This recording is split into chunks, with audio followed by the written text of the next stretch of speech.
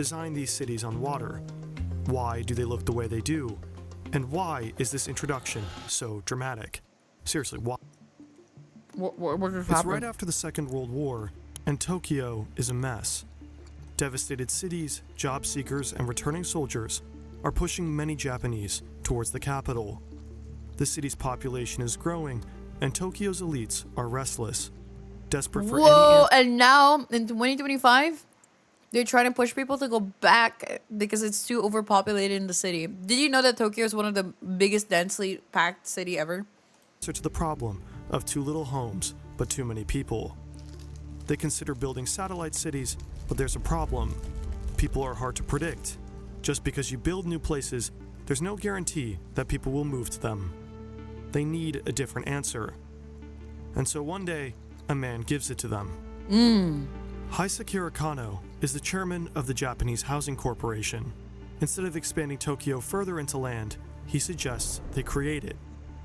The city shouldn't bother Instead of creating new land, instead of using land existing, let's make our own land. with building new buildings on its boundaries.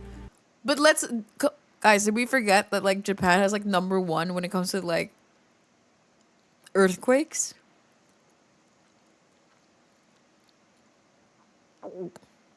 And natural disasters and tsunamis? Like, But they should build them next to its heart. 13 years before, the Americans used nuclear weapons to destroy 2 Japanese cities. Kano wanted to do the opposite.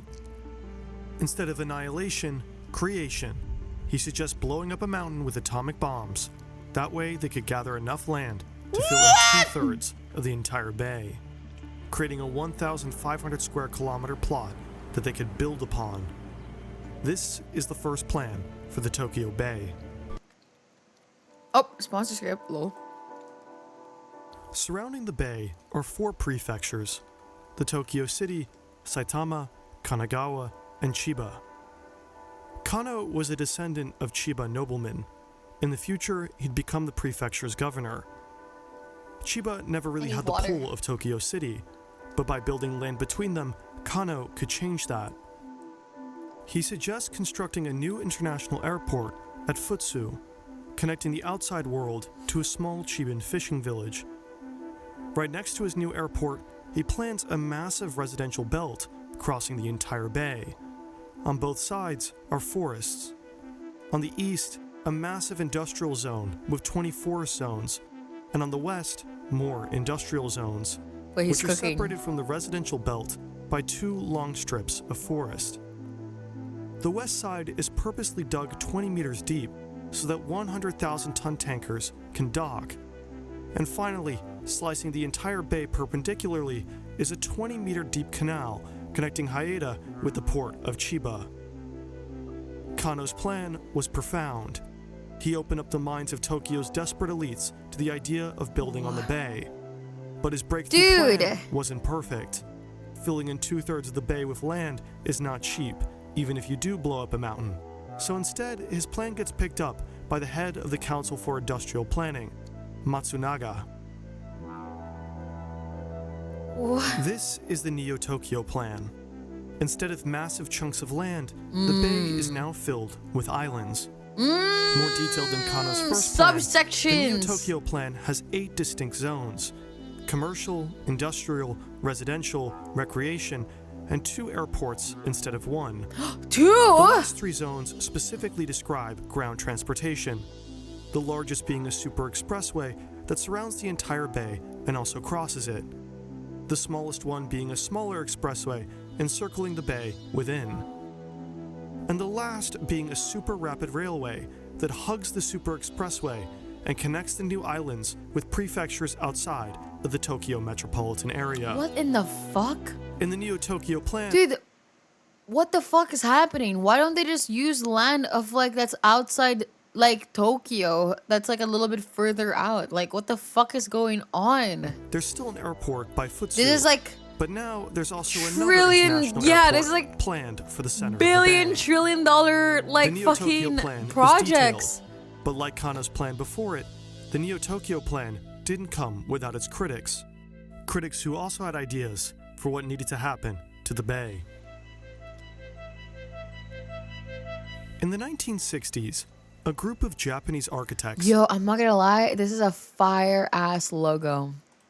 introduced a new architectural philosophy. We hope to create something which, even in destruction, will The cause Sharingan. subsequent new creation. This something must be found in the form of the cities we were going to make. Cities constantly undergoing the process of metabolism. I didn't really understand any of that either. For these five kind of pretentious architects, cities were not concrete, rigid, and flexible structures. They were organisms. Buildings were cells of a much larger, constantly changing system that could easily be changed and destroyed while the form remained the same. Roads were like nerves in a much larger nervous system. Oh, Different calm functions down. of the This is the most city acted pretentious like one. organs. These metabolists conjured up radically new ideas for architecture, dreaming up ideas for cities that looked like giant animals, buildings that were as much part of the sky as the land, an architecture designed to grow, contracting Oh, and dude, you expanding. know what? I've seen this building in real life. It looks insane. It looks absolutely insane.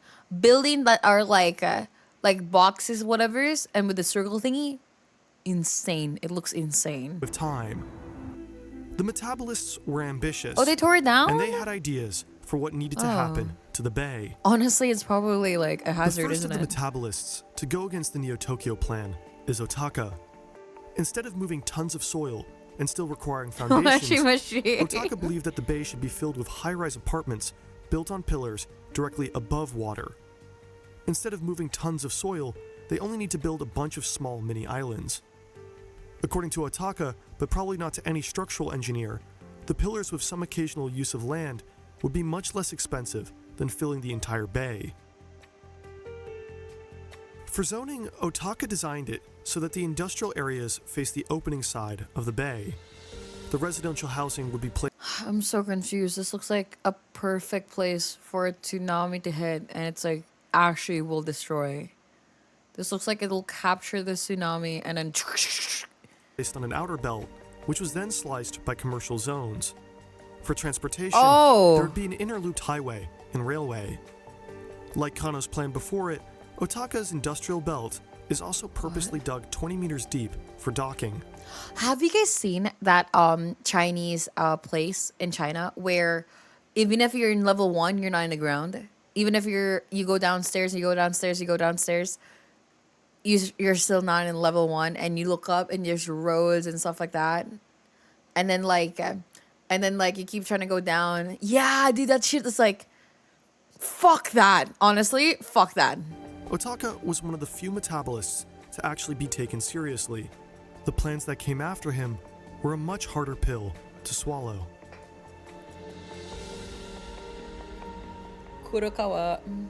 Kurokawa was a young 25-year-old architect who presented two separate plans for the bay. Oh my god, he's my age. First, he suggested converting the city into a giant organism that reached into the bay. What? The city would be built with two metaphorical hands, one for international communication and the other for domestic. It would have a head serving as the central axis, an entrance to the capital. Crossing his city diagonally are two other separate axes, dotted with two buildings he had designed. Okay. The buildings were intended to hold entire villages, the bamboo housing community and the plant housing community. For his second plan, Kurokawa would be even more ambitious. Called the Ocean City, he proposes building helix land units that could be connected on top by a giant highway. Well, they didn't actually plan on doing this, so this is all a blabber. Like, this is all just like fucking morons in their plans. These helixes would connect to form much larger cells, which were then connected by more highways, forming a nervous system that could expand organically like a slime mold. Parts of the cell could then be taken away, and then the form would still remain, slowly retracting and contracting into the Tokyo Bay. What the fuck? Both of Kurokawa's plans were considered unrealistic. Yeah. But even he was not the most radical of the metabolists. No. Kikutake was obsessed with building megastructures and leaving the ground. he dreamed up ideas of tightly packing floating hexagons to build cities on top of. No! Expandable chains of floating No! balls and drifting cylinder cities with buildings that served as buoys. No!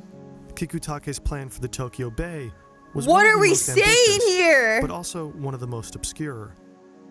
It was the most visually limited of all the plans that were presented, but also the largest. He created 3 separate boroughs, a borough by Kyoto to protect against flooding, another by Harumi, and the most staggering, a grid that stretched across the entire bay. So it's just All like the 3 first boroughs one. were connected by a gigantic loop highway, and the biggest grid in the middle of the bay would contain floating housing and factories that Anything with the sound of floating when a country has high risk of tsunamis? What are we doing here? linked together with the grid road system. What are we doing here? When certain elements of the city became redundant, they could be released off of the megastructure and be sunk. All of these plans made by the metabolists had some common features. They were large, they were designed to maintain an overall shape even if certain pieces were removed, and they were all connected by extensive roadways. If you looked far enough, you could also catch a glimpse of something alive.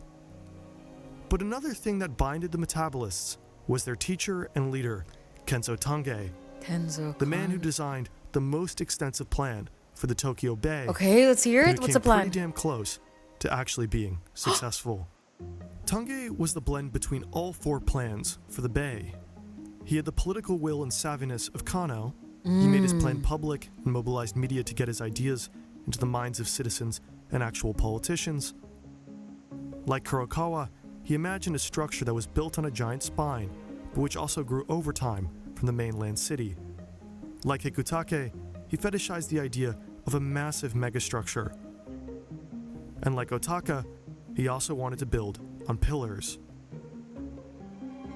This is Kenzo Tange's plan for the Tokyo Bay. Whoa. A linear city that builds off of a massive looping spine. His city would house 10 million people, and like Kano's plan before it, connect the Tokyo city with Chiba on the other side of the bay.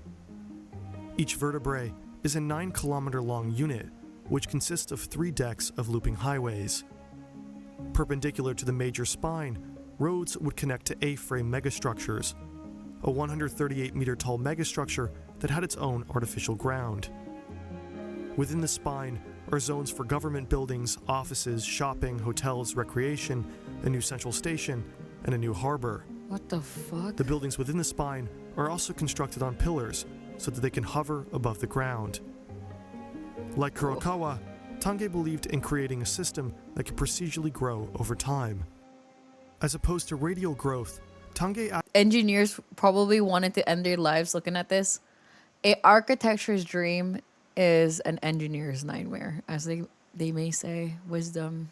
advocated for linear growth, inspired by the development of the spines in mammals.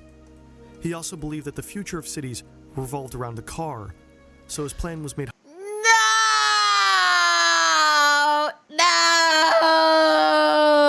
What are we doing? highly dependent on the use of the automobile. It was also an attempt to control it. Kenzo was responding to a world that was undergoing rapid development.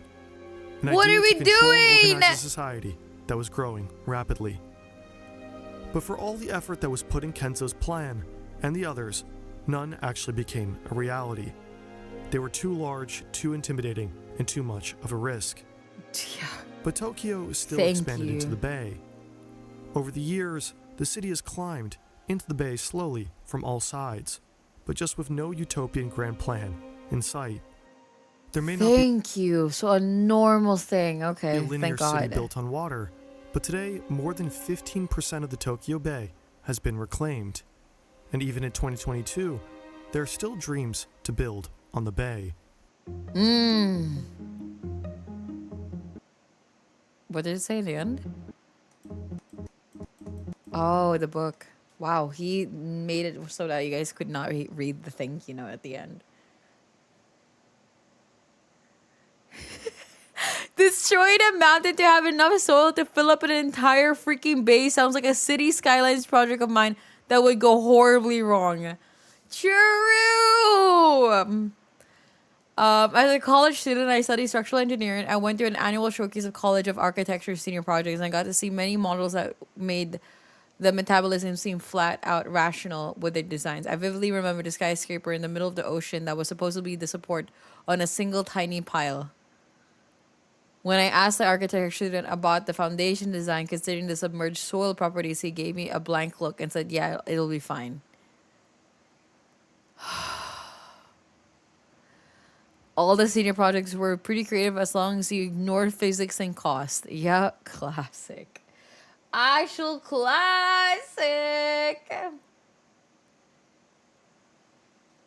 I can see a picture of a long line of architectural engineers, systematic engineers, and geotechnical engineers, among others, just saying no to all these plans.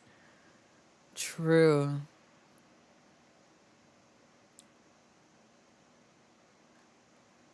God, Lord, like every time I listen to these plans, it sounds like it's gonna be costing like fucking not 41 billion, but like in the fucking trillions. That's insanity.